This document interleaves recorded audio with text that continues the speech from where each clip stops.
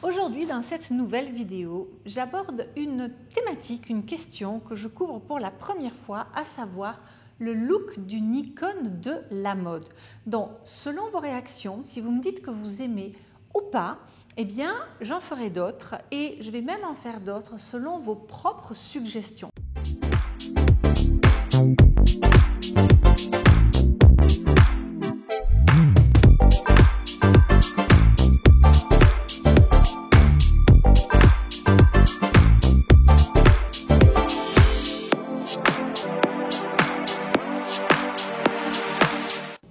Aujourd'hui, la première icône que j'ai choisie, peut-être que vous ne la connaissez pas. Moi-même, je ne la connaissais pas jusqu'il y a 2 ou 3 mois en arrière.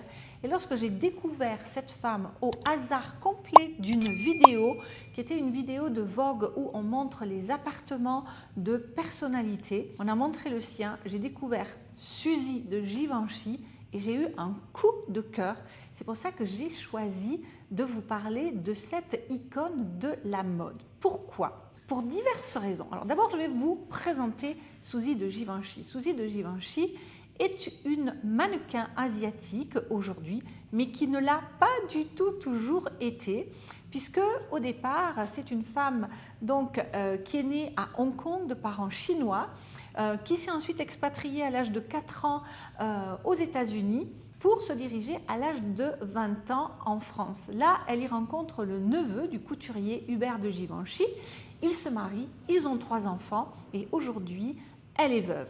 Et au lieu de se dire que voilà, c'est la fin du monde, etc., eh bien, elle a voulu prouver que malgré le fait que la vie peut changer à tout moment, eh bien, on peut tout à fait rebondir et on peut démarrer quelque chose d'entièrement nouveau. On peut véritablement avoir un vrai nouveau départ. Mais aussi, surtout, que à 50 ans et plus, en fait, quel que soit l'âge, bien entendu, eh bien, il est possible de surmonter ces difficultés.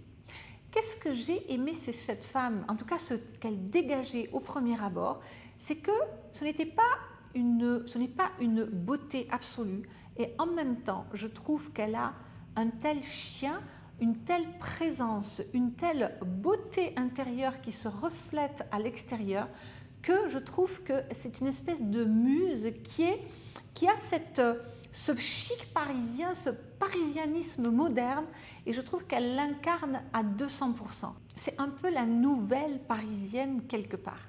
Et je vais vous expliquer à présent, surtout si vous me suivez, mais plutôt si vous êtes client de mes services, eh bien vous savez que parmi les styles avec lesquels je travaille, il y en a 2, je trouve qu'elle incarne magnifiquement, qui est à la fois ce côté dramatique et ce côté city chic. Dramatique parce qu'elle a un côté hyper dramatique. Je dois dire qu'il n'y a pas d'autre mot pour moi, c'est-à-dire un côté masculin mais très sophistiqué, très élégant, très au cordeau comme ceci, et à la fois cool parce qu'elle a un style très urbain, très city chic justement, qui témoigne d'une élégance, etc.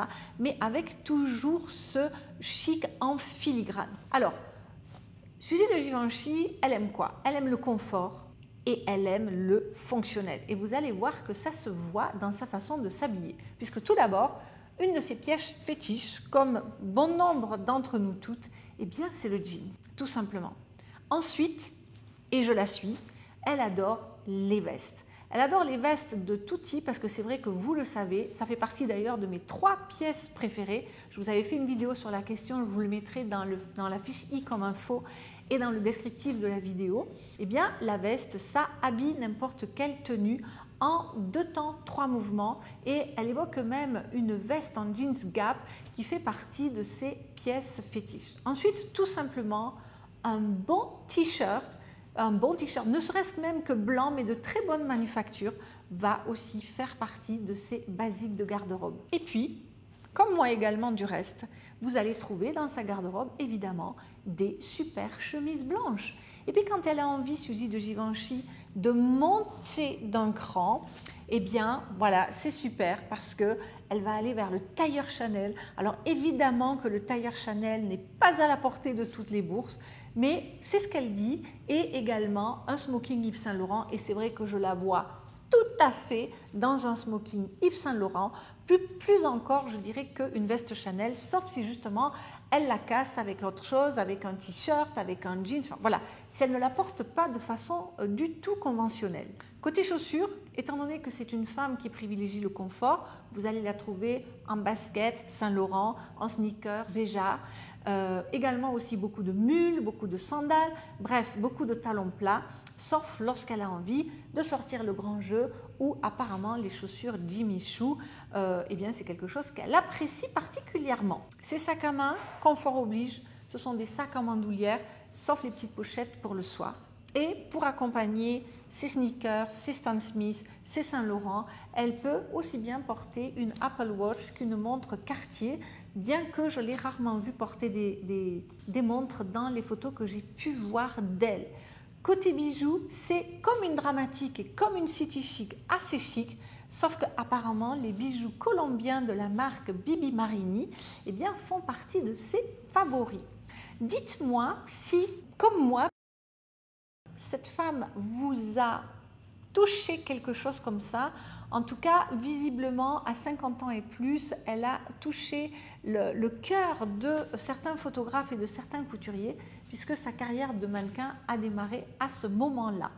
Je serais curieuse de savoir si vous aimez ce genre de vidéo, et si oui, dites-le moi, et dites-moi par la même occasion quelles sont les icônes, que ce soit de la mode, du cinéma, de la chanson, de la politique, bref, toutes ces femmes cultes de manière générale qui vous inspirent, et je serai assez heureuse de vous faire de temps en temps des vidéos autour de cette thématique-là. Je vous remercie donc pour vos likes, pour vos partages, pour vos suggestions de vidéos. Si vous êtes nouvelle sur cette chaîne et que vous avez justement envie de vous lancer vous-même dans un parcours vers la meilleure image de vous-même, eh bien, je vous laisse découvrir mes 5 vidéos phares qui contiennent les 26 fondamentaux de votre meilleure image. Et puis, si vous avez envie d'aller un tout petit peu plus loin, sans aller vers un accompagnement de grande envergure et rapproché, eh bien, vous avez l'atelier de 2 heures qui s'appelle « À la découverte de soi » et qui va vous donner néanmoins 21 leviers d'action pour vous mettre en route vers votre meilleure image. Vous montrer que même si aujourd'hui vous vous considérez moche, nul, pas compétent dans le domaine, pourtant vous avez plein d'atouts dormants et il est temps de les réveiller. Et voilà, et ça va vous expliquer comment procéder. C'était Mademoiselle M, révélatrice de votre meilleure image. Bye bye.